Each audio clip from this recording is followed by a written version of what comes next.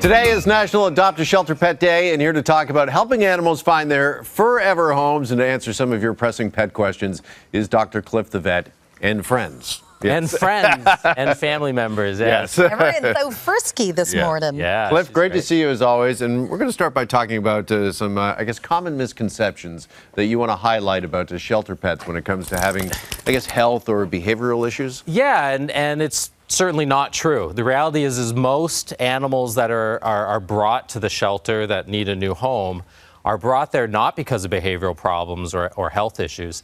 It's usually, unfortunately, due to sort of major life changes in the original family's life.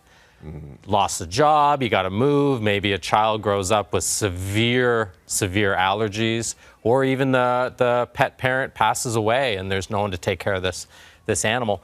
Or very commonly, if people don't get their female cat or female dog spayed, they get pregnant. What do they do with all these little kittens or puppies? Thank goodness they don't try and sell them on Kijiji. They bring them to the shelter. So they're fantastic places to pick them up. And I think rescue animals understand that they've been rescued. They thank you. They fall in love with you even more. Lana has with us, realizing we rescued her, and it's definitely adopt a pet. It's wonderful. She is looking great, by the way. She's looking great. She had a rough first month there when we had her, quite a few surgeries, but her terrier has come out. Her terror has come out now, and she's a bundle of joy.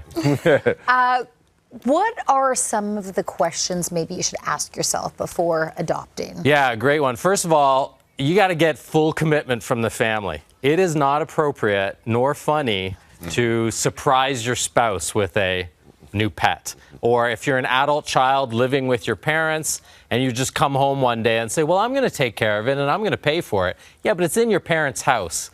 This is something that the whole family has to be prepared for. Figure out what your energy is like, because if you don't have the time or the energy to take care of a hyperactive dog, maybe get a senior dog or get a cat. And last but not least, if you have pets, be honest with yourself, maybe talk to your veterinarian about whether or not that pet has issues that may affect you bringing another animal into your household. And Cliff, can I even suggest something as well? We were pondering whether we were ready to go that route. We offered to take care of a friend's dog for the last 10 days. It's been great, but it was a good tester also. Boomer was picked up last night, but it was also a good tester to see, are we ready to make that commitment? And because everyone is so busy with our family, I'm not sure we're there yet, but it was a good little dipping our feet and toes into the water a little bit. It's a great way to see if the children who say, we'll clean up after them, we'll feed them.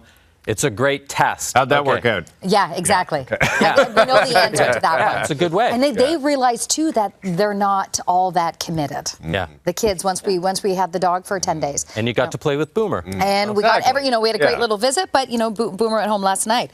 Okay, let's dive into some Cliff's notes here before we run out of time. And the first one comes from Jim in Niagara, who adopted Ozzy, Cliff. And he asks, how do I make an existing dog feel comfortable with the arrival of a new dog and not be jealous or feel left out?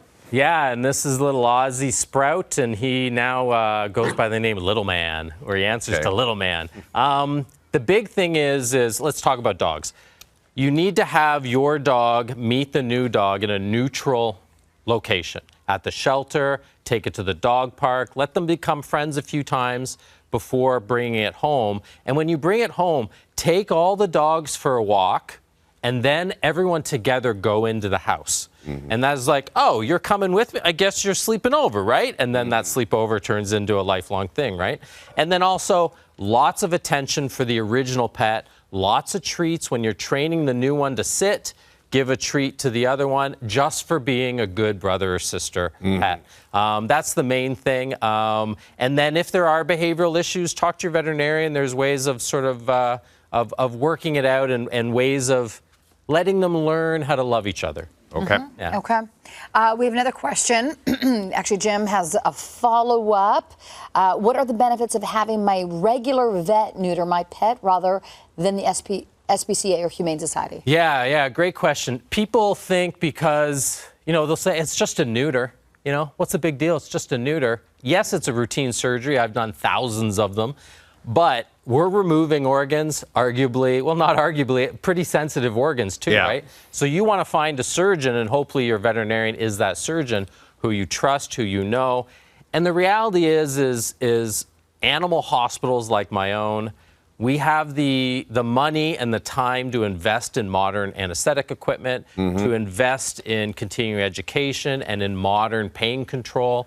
I think for a big procedure, and just a neuter is a big procedure, you need to go with someone you know, you trust, who can follow up if there's issues. So when in doubt, try and stick with your normal doctor. All right, good stuff. Just a reminder, if you've got a question for Dr. Cliff, you want featured on Cliff's Notes, you can send him a DM on Instagram to Dr. Cliff Worldwide Vet. I believe we've, oh, no. There she is. Everyone's accounted for. I hope there's no accident. We're going to have to check to see if she, we'll see. There might be. There might have been. Cliff, thanks. Bad owners, man. Bad owners aren't training their dogs. Good to see you this morning. Thank you.